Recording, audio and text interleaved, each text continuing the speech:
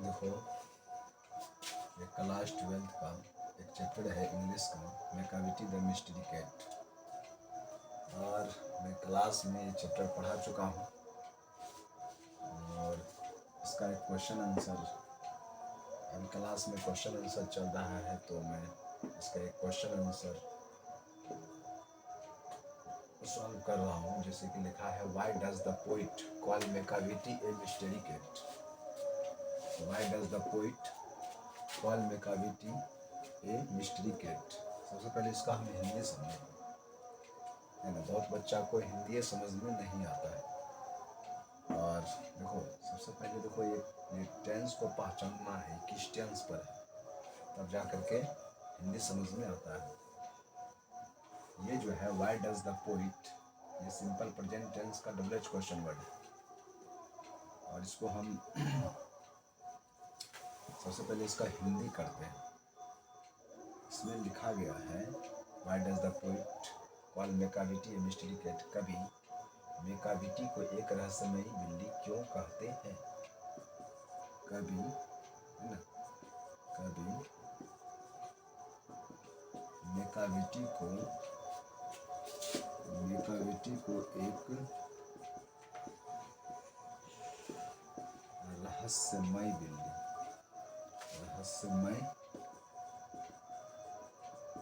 बिल्ली क्यों कहते हैं।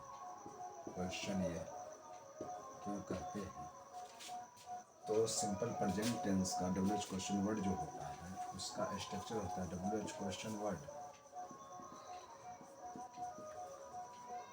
या हाउ, उसके बाद डू या डज का प्रयोग होता है, उसके बाद सब्जेक्ट, उसके बाद वर्ब का पहला रूप, उसके बाद ऑब्जेक्ट, उसके बाद आरपी होता है और लास्ट में क्वेश्चन मार्क। देखो, इंग्लिश हम तभी सीख सकते हैं जब हमको ट्रांसलेशन आएगा बनाने के लिए। बहुत सारे ऐसे बच्चे हैं उसको ट्रांसलेशन ही नहीं आता है, और ट्रांसलेशन जिस बच्चे का कमज़ोर होगा वो इंग्लिश का हिंदी समझ ही नहीं सकता है। तो जैसे कि मैंने क्वेश्चन यहाँ लिखा, why does the poet call Macavity a mystery cat. अब इसका हिंदी क्या हुआ। तो जब तक बच्चे को ट्रांसलेशन नहीं आएगा तब तक वो इंग्लिश का हिंदी नहीं कर सकता है। जैसे मैंने यहाँ लिखा, कवि मैकाविटी को एक रहस्यमयी बिल्ली क्यों कहता है। ये जो क्यों शब्द है ना, ये जो क्यों है, यही है डबल एच क्वेश्चन वर्ड। तो स्ट्रक्चर जो इसका होता है, आपको कहीं पढ़ाया गया होगा, चाहे आप जहाँ भी पढ़े हैं, आपको पढ़ाया गया होगा सिंपल प्रेजेंट टेंस का डबल एच क्वेश्चन वर्ड का स्ट्रक्चर यही होता है।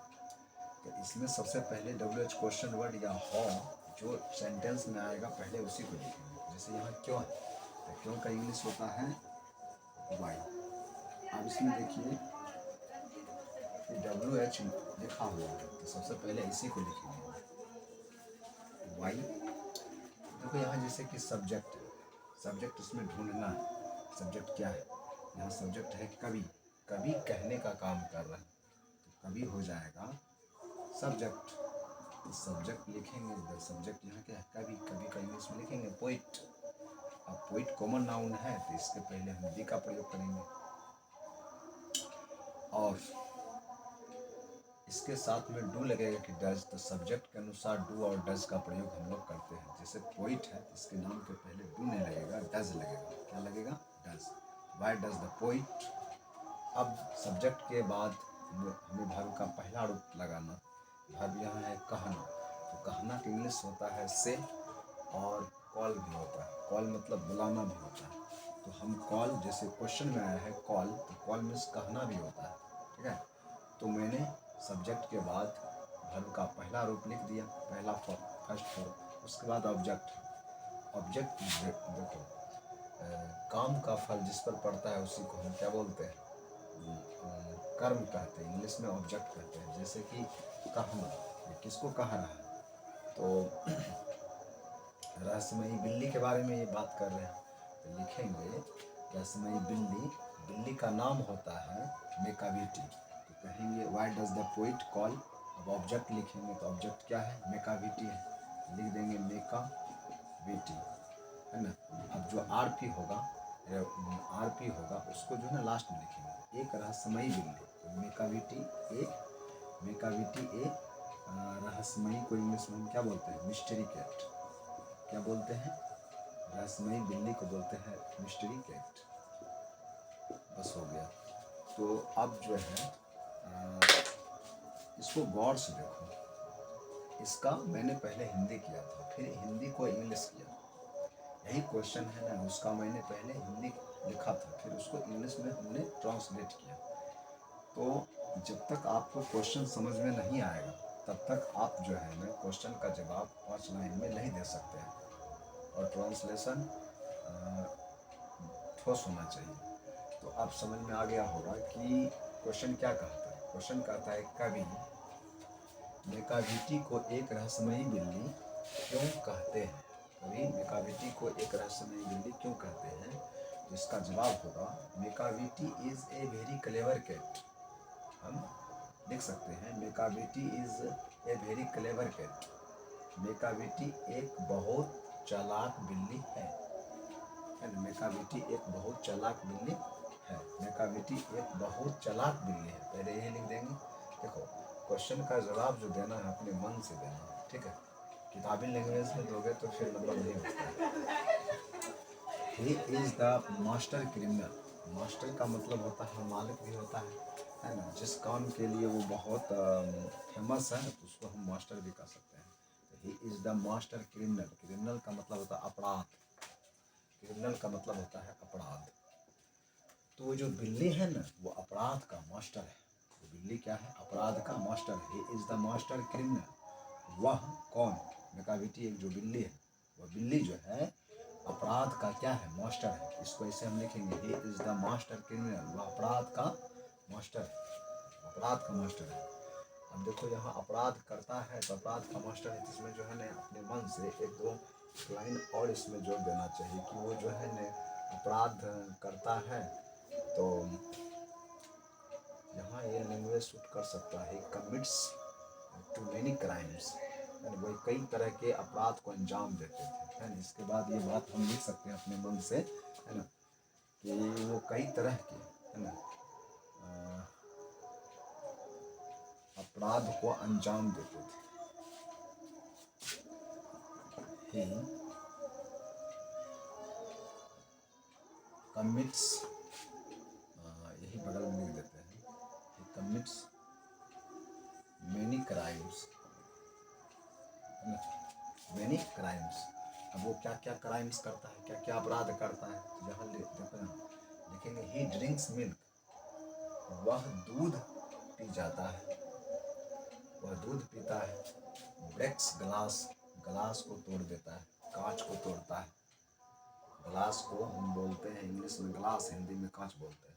वो मेनी क्राइम्स, बहुत सारे अपराध को अंजाम देते हैं। तो उसमें से कौन कौन अपराध है? जैसे दूध पी जाना, है ना, कांच को तोड़ देना, ये सब उनके क्या है? मेकाविटी के अपराध है। बट व्हेन क्राइम, लेकिन जब अपराध होता है ना, जब बिल्ली अपराध करता है, is found Macavity disappears from that place. From that place का मतलब होता है उस जगह से। डिसअपियर्स का मतलब होता है गायब हो जाना। डिसअपियर्स का मतलब क्या होता है? गायब हो जाना। फ्रॉम दैट प्लेस, उस जगह से गायब हो जाता है। कौन? मेकाविटी। कहता है जब, लेकिन जब क्राइम होता है, is found, Macavity disappears from that place. जब अपराध होता है, फाउंड मतलब होता है पाया जाना। मेकाविटी डिसअपियर्स फ्रॉम दैट प्लेस, मेकाविटी उस जगह से गायब हो जाता है, मतलब उस जगह नहीं पाया जाता है। डिसअपियर्स का मतलब हम ये कह सकते हैं कि वहाँ से गायब हो जाता है। कौन? वो मेकाविटी कैट, मिस्ट्री कैट, रहस्यमयी बिल्ली जो है, जो क्राइम्स करता है कवि के घर में, और जिस जगह करता है उस जगह से गायब हो जाता है। फ्रॉम दैट प्लेस, उस जगह से गायब हो जाता है मेकाविटी। उसके बाद आगे सो मतलब होता है इसलिए। इसलिए द पोइट, इसलिए कवि। सेज मतलब होता है कहना। मेकाविटी मतलब बिल्ली। ए मिस्ट्री कैट मैंने एक रहस्यमयी बिल्ली। इसलिए कवि कहते हैं क्या? क्या कहते हैं? इसलिए कभी कहते हैं मेकाविटी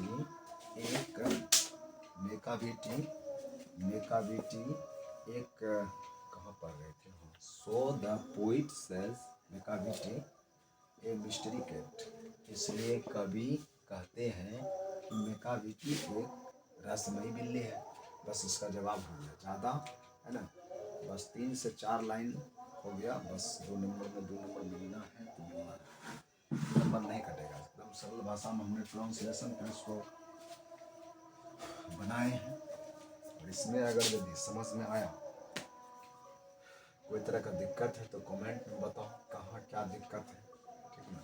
और मेरा जो ये क्वेश्चन आंसर बनाने का तरीका है सरल शब्दों में, आपको अच्छा लगा तो आप कमेंट में ये ज़रूर लिखें कि ऑल राइट। फिर नेक्स्ट क्वेश्चन नेक्स्ट वीडियो में होगा। एक चीज़ हम कहना चाहते हैं कि जैसे कि मेरा वीडियो यूट्यूब पर लेट से आता है, रीज़न ये है कि हमें यूट्यूब पर वीडियो अपलोड करने के लिए आता ही नहीं है। और मेरा एक स्टूडेंट है, वो कभी कभार जैसे कि ट्यूशन आ जाता है तो उसी को बोलते हैं वीडियो अपलोड कर देता है, तो इसलिए मेरा वीडियो लेट से आता है, ठीक है। तो यूट्यूब पर अपलोड करने के लिए नहीं आने का रीज़न ये है कि मैं मोबाइल में उतना टाइम देता ही नहीं हूँ, मुझे यूट्यूब को चलाता ही नहीं हूँ। और जैसे ये क्वेश्चन हमने समझाया, मैं तकरीबन 3 साल से 12th पढ़ा रहा हूँ और बहुत अच्छा नंबर आता है स्टूडेंट्स का। अगर आप भी ज्वाइन करना चाहते हैं तो आप मेरे ट्यूशन से ज्वाइन करें, ठीक है।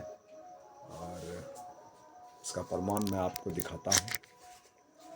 जैसे कि ये क्लास 12th का रिजल्ट 2017 का है और 370 341 एवं प्रकार से इस तरह से नंबर है।